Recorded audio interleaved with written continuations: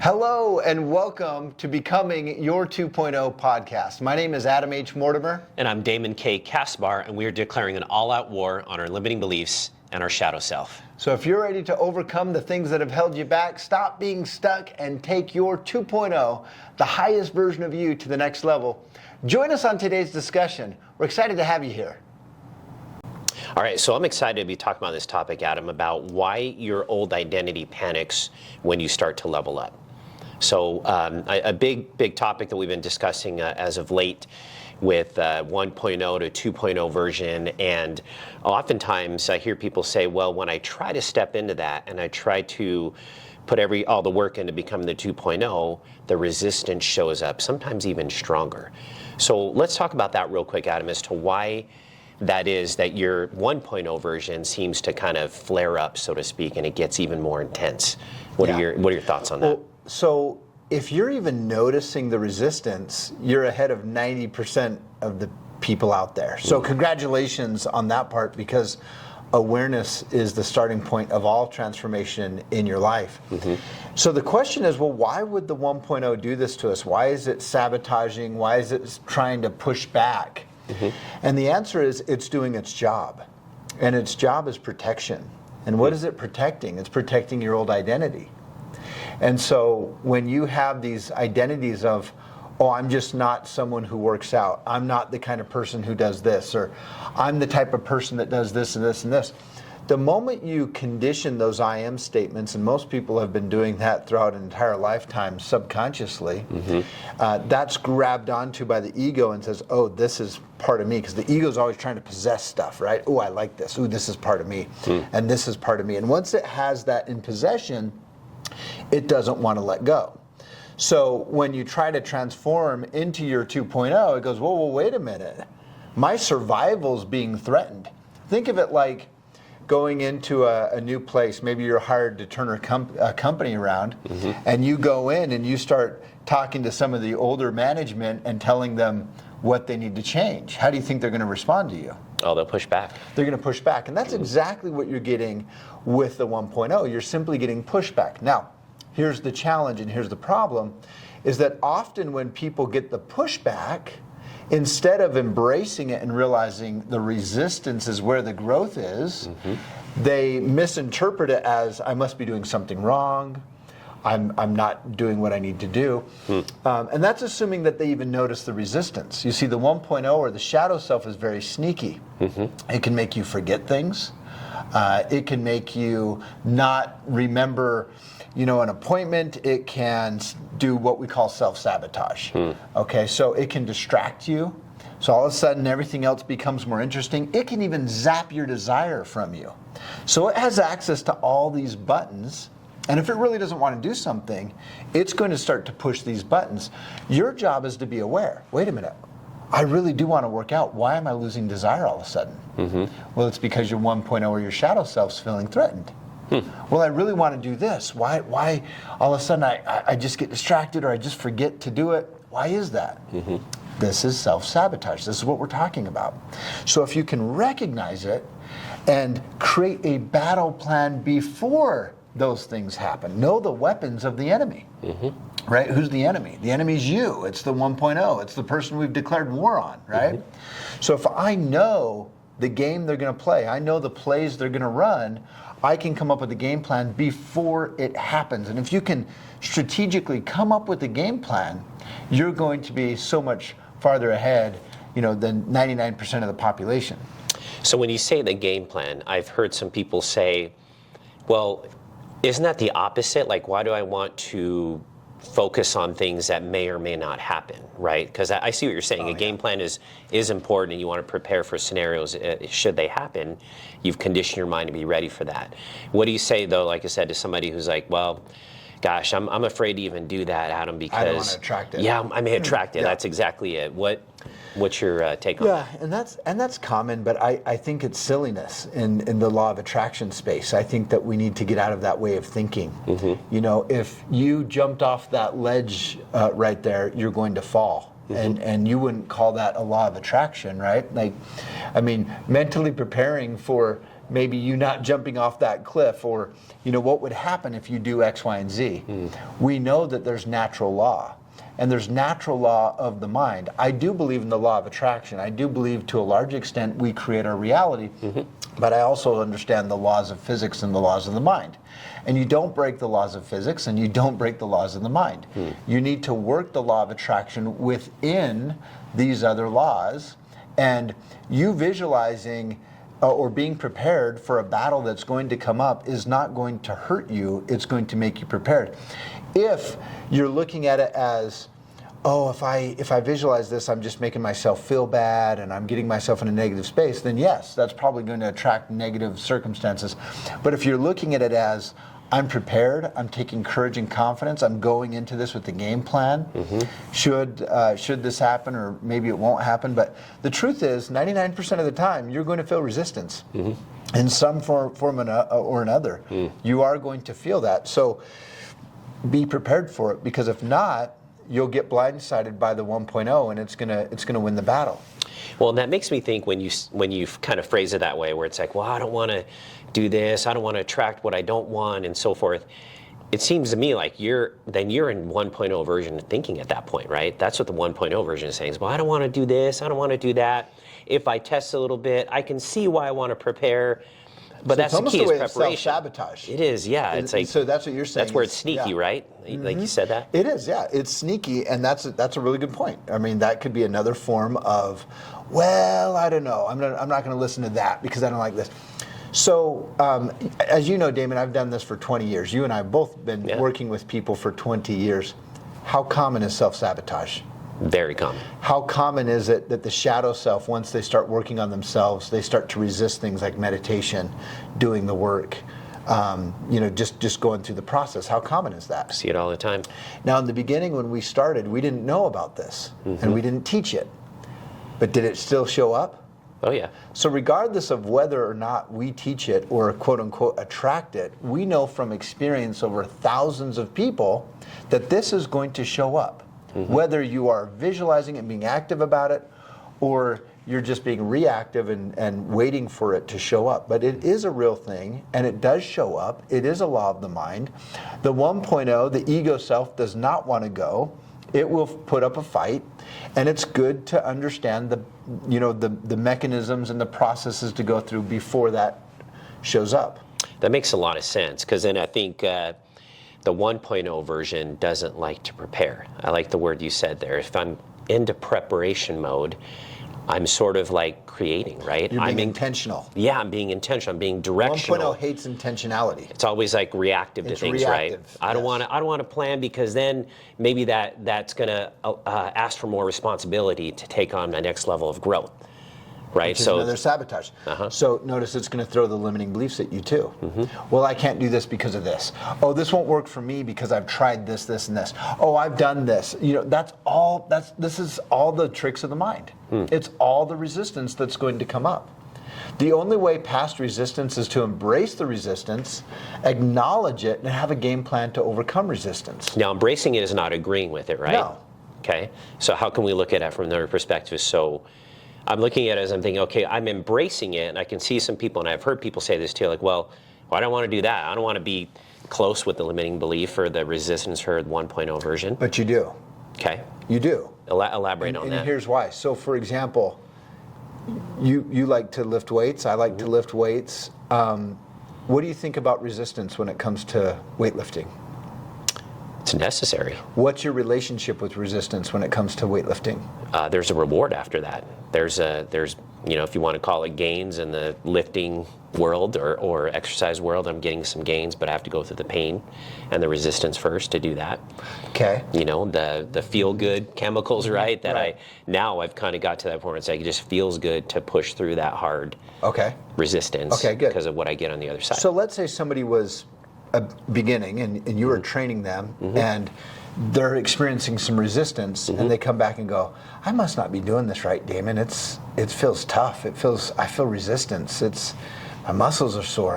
What am I doing wrong? Absolutely nothing. You push through it. That's exactly what you want to feel. You want to feel some resistance. You want to feel some pushback on that. That's how you grow, right? That's how you're going to whatever your goal is, and whether it's lifting weights, exercising, since we're on that topic, I mean, that's what it takes to get to the result that you want. Whatever the result that is, that's where we've got to define what that is, because everyone's different on that. But again, that makes me think, well, what does your 2.0 version say of that, right? It's this crafting, this creating of what that is, and the more you do that, the more that'll impact something like how I approach my workouts or exercise or whatever it is. Because now my 2.0 version is what I'm operating from. I'm in that space, and if that 1.0 comes up, the point is the resistance, like you're saying, that is unnecessary. So it's like conditioning our mind to say, that's just what you do. There you go. That is the step. I guess that's, yeah, I can see what you're saying. That's embracing it. I don't agree with it, but I'll embrace it because I know I'm going to learn something from this. So I'm going to gain something. So what is the healthiest relationship? Let's just take bodybuilding. The healthiest relationship to have with resistance? To accept it. Accept it as a necessary part of the journey. Would it help to mentally prepare yourself before you get into weight training to understand that this is what's going to happen and this is the type of resistance you'll be experiencing as you go through this process? 100%. Why? Because if I'm going to get something that I know that I really, really want, and this is part of my 2.0 that I've crafted or created, then I can look at the alternative that, well, if I don't do it, then here's what I know I'm going to get. I'm going to feel bad. I'm going to feel like I don't have a lot of energy throughout the day. So I just start to go into the contrast, the opposite. Okay.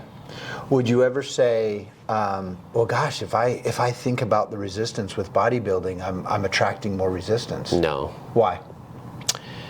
Because I've gone through enough experience of that to say, I guess I'm just kind of numb to it now. I don't. It's conditioned in my subconscious. That's just what you do. This is a part of you conquering your day, for example. This is a part of you showing up as the best version of yourself, so you can perform or show up for family or for work or for whatever it is.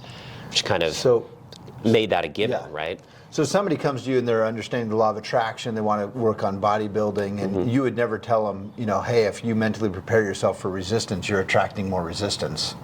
Right, I wouldn't tell them that. You would probably say the resistance part of the process, and the resistance is how you grow. Yeah. Yep. So that's exactly what we'd say at the mind. Yeah. It's the same thing. Well, and I love what you're saying there too. If we can understand the rules of how the mind works, right? And this is part of the preparation. If I can go at it from that angle, again, it's the idea of observing rather than being whatever the resistance is, right? It's like I'm stepping back, and now I'm thinking into ways that I can become my 2.0 version. I'm observing it. You said it's awareness, right?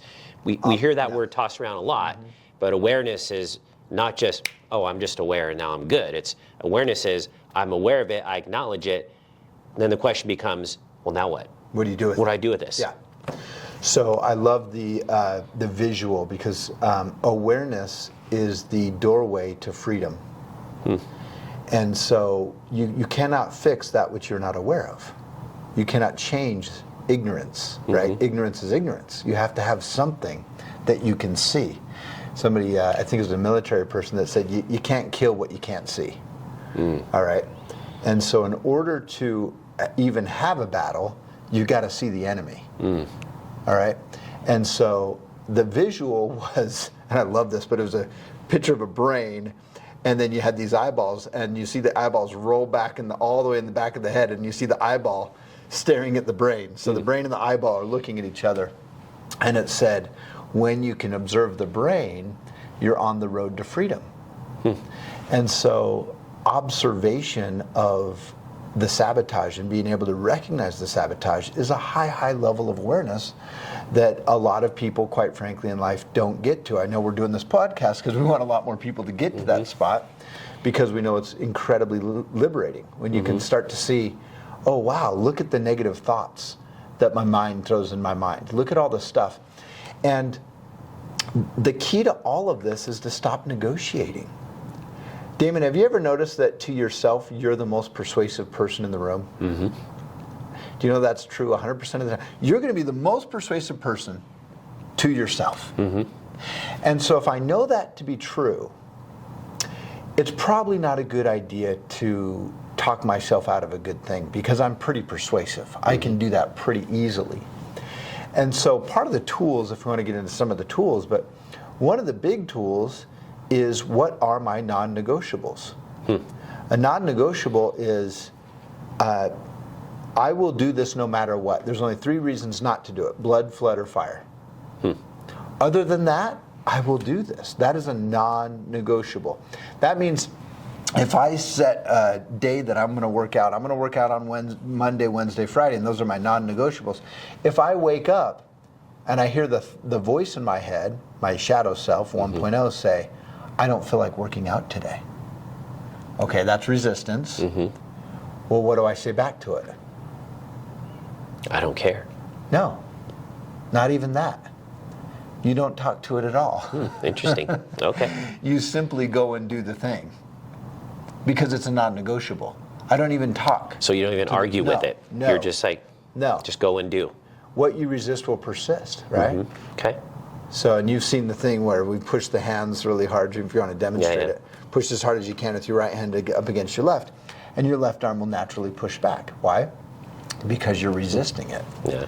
And so when those negative voices come up, I recognize it as that's self-sabotage. That's just the 1.0 trying to stay stuck, trying to protect an old identity. It's resistance. And I'm not going to speak to it. I'm not going to negotiate. So when we say non-negotiable, that means when the voice comes up, and it will, this is part of the battle, the little negative voice is going to come up and go, Damon, we're tired today. Damon, it's cold outside. Let's not work out today. Damon, you know what? Yeah, I know you have that $1 million app idea, but you know what? Let's not worry about that. A non-negotiable, it's not avoidance in the sense of I'm pushing this away and I can't listen to this. It's I'm observing the thought, I'm recognizing it for what it is, self-sabotage, and I go and do the thing anyway because I've set up a non-negotiable. Now, you've set up that non-negotiable with what version of yourself? Right, if I take a step, okay, and that's thing is going to be 2.0. Because I see people going like, well, this is 2.0 thinking, right? So that's a good example you bring. That's funny you bring it up because my wife and I like to go do walks in the morning, and we're really consistent with that. We actually did it this morning. Good job. Whereas like, well, we didn't do the walk. Let me. Okay. I wish. Okay. I'm lying to you there. Too soon. We wanted to, but the example or the story behind it is, we set the intention. We did what you said. 2.0. This is what we're going to need to do. Blah blah blah. And then, our daughter comes in, knocking at 3 o'clock in the morning. Hey, can I get in bed with you guys? It's too cold right now, and my bed is too cold. So let me jump in with you guys. And we're like, oh, it's disrupting her sleep, blah, blah, blah. Anyways, we get her back in bed. It's late, early in the morning, and then we go to sleep, get back up, alarms go off. Okay, we set the intention. We're going to go and do the walk. But then here comes that shadow self, right? That was so convincing. Like you said, that's funny you say that. I was saying, it's 29 degrees outside. It's too cold. You didn't get enough sleep. Your daughter came in the bed, so you got to get your 7 hours of sleep or whatever. And we didn't do it. And I felt like crap. I had the worst morning with stuff that was, I had to take care of some personal things before I came to the office, and it just didn't go well. Now I'm not saying it's all because of we didn't do our walk in the morning, but it was the fact that we told ourselves we were going to do it. We didn't do it. And then look what happens, right? You kind of feel this guilt. And again, that's a tricky thing too. The guilt and the shame can be from the 1.0 saying, see, you can't even do that. But the 2.0, tell me for mom and be like, so what? Okay, you made a mistake. Right. Keep going. And right there's what you just did is exactly what you want to do is say, well, what would my 2.0 say about this? Not 1.0, because remember 1.0 is going to beat you up. 1.0, and the difference is between 2.0 and 1.0 speech, your 1.0 is almost always going to make you feel bad. That's where the guilt and the shame and the despair. 2.0 is almost always, 99% of the time, going to make you feel hopeful and going to be more encouraging. So you'll know what version is speaking to you really quickly. So, and I love that you're interviewing your 2.0. Hey, 2.0, I prioritize my sleep over walking. I know I committed to this, but there was some challenges with sleep, and I know how important sleep is because I would probably rank it higher than taking a walk, to be honest. Gotcha. Because if you don't have the sleep, then you don't have that. So true. I would have that conversation with the 2.0, and 2.0 would say, you know what? You had some things that happened that were out of your control. Let's rebound and fix it tomorrow. And I would say, don't focus so much on the day-to-day, right? If you miss a day or two, or don't get into the beating up on yourself or perfectionism, because that's just toxic anyway. You might miss a day or two. Just don't let it turn into weeks. Right. See, and that is so So interesting. have a different perspective. Absolutely, a different perspective, and let's go back to the shame, right? Because I know 1.0 likes to do that a lot. Oh, a lot of shaming, a lot, and that's a very high emotion that is very powerful. Especially high religious people. Yes. Highly religious. I know you're highly religious. I used to be in a high religion, high demand religion. I'm not anymore, but that environment and that culture will amplify that shame and guilt voice 10x. Yeah, good point. Absolutely. So looking at that and saying, okay, what would it's asking that question? What would the 2.0 do? Get back up. You did this, and it's almost, it's funny because I almost think of it as you're talking to yourself, which I think we had that funny saying, right? Well, if you're talking to yourself, you're not really crazy. You're just depending on who you're talking to, right? Well, let me pause you there, because this is important, and I want to talk about that. So the saying is, what I ask people, do you talk to yourself? And most people will say yes. If I ever hear them say no, I'll ask them, what else are you lying about? Yeah. And so with the self-talk, is that self-talk, and remind me what it was, but it had something to do with the effect of the only difference between crazy people and you, that's what it was. Yeah. The only difference between crazy people and you is crazy people just have the conversation out loud. Yes, that's what it is. You know what I mean? So if you're speaking to yourself and you're talking back, then there's a good chance you don't understand the difference between intentional thought and programmed thought. What's the difference between the two?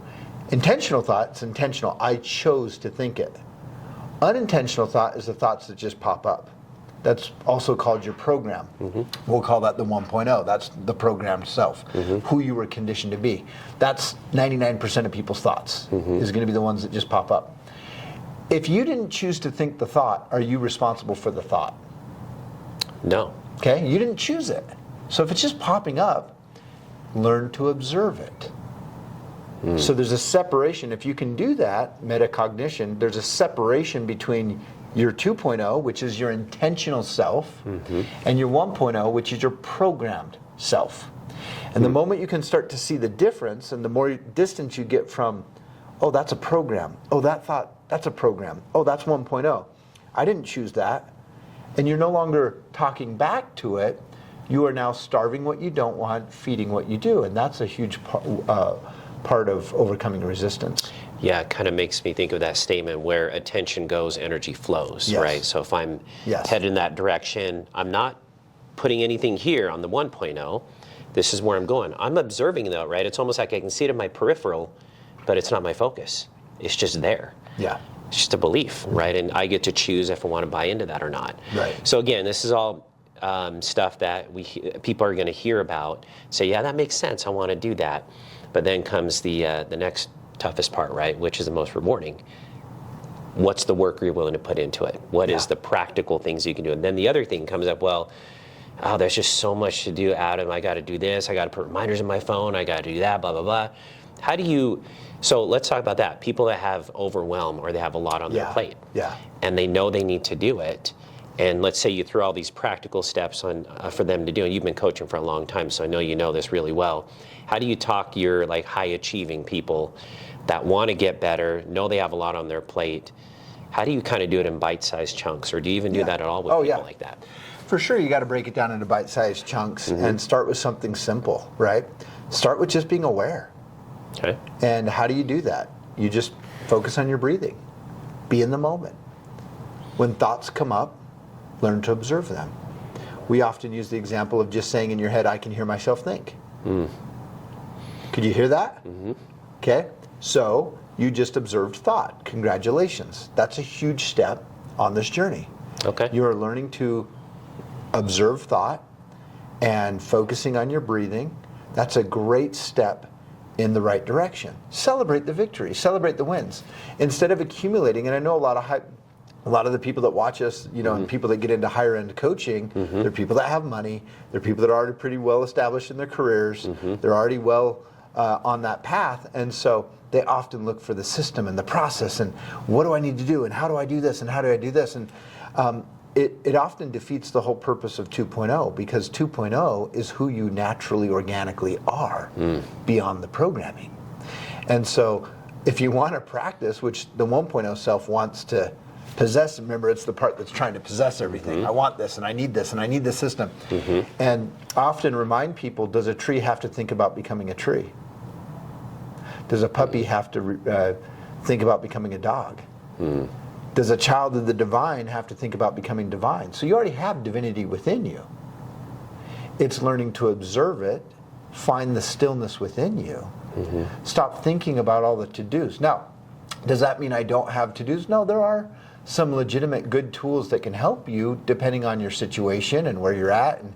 But if it gets to the point where the to-dos or the exercises are overwhelming, you're defeating the purpose. Maybe take a step back and just start with presence, observation, breath, awareness. And those things are good places, starting points to help you get there. Yeah, and I've noticed a lot of high achievers, high performers or whatever, conceptually that makes sense, right? Okay, that sounds good. Do you ever find, I'm sure you do, right? They're like, well, maybe they don't tell you out loud, they're like, that's too simple. Give me the tougher stuff. Give me more stuff that I want to do, because they're already kind of programmed that way, right? So how do you say, hey, pull back a little bit, I'll give you more, but you're not ready for it. And isn't that the problem with the vast majority of their life? They want to take what is simple and make it complicated. Okay.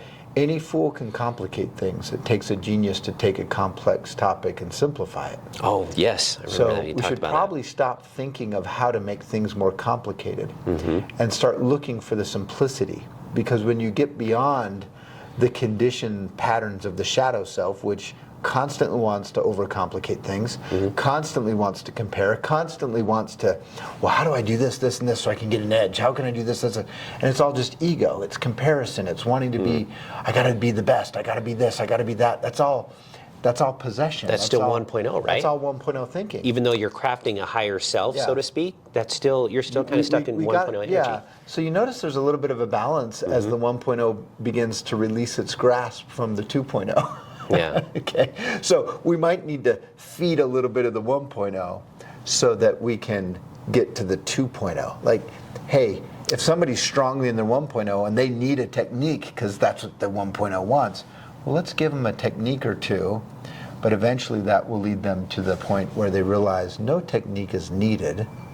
We simply need to learn how to be in the state of beingness. And beingness and wholeness, which is who you are, that's your 2.0, which is light, which is life, which is all the beautiful things, which is connected to all things. When you realize that's who you are at the core, and you peel back the facade, it's a really cool thing. But even Dumbo needed the black feather to fly in the beginning. Wow, interesting. I love it. Well, there's so much that we're going to learn here, so I'm excited to get into the next topic. We could talk like a month just on this topic. Oh, yeah. And I do want to go in detail with it and give some more practical tools as people join us on the podcast, on the journey with us. Yeah, I love it. Simplifying, that was a powerful concept you just brought up, so there's a lot more we can definitely go down with that. Awesome. All right. Awesome. Thanks, Adam. We hope you enjoyed today's episode. What was your top takeaway that you want to take into your week and apply and practice? So if you can pick at least one thing, we call this the 1% rule. Just get a little bit better today than you were yesterday. We can't wait to hear about your successes, and we'll see you on the next episode.